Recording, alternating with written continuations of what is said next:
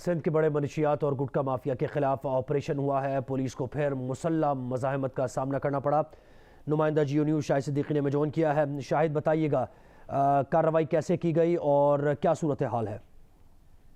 یہ علل صبح ٹھٹا کے قریب گاؤں غلام محمد بروئی کے اندر جو ہے گٹکے کی ایک بڑی فیکٹری پر جو ہے وہ اپنا پولیس نے ریڈ کیا، لیکن آپ اس سے اندازہ کر سکتے ہیں کہ جو گٹکا فیکٹری چلا رہے تھے وہ اتنے بااثر تھے کہ یہاں کی پولیس کو کراچی کے ریپڈ ریسپانس فورس، حیدرآباد کی پولیس اور رینجرز کو جو ہے طلب کرنا پڑا،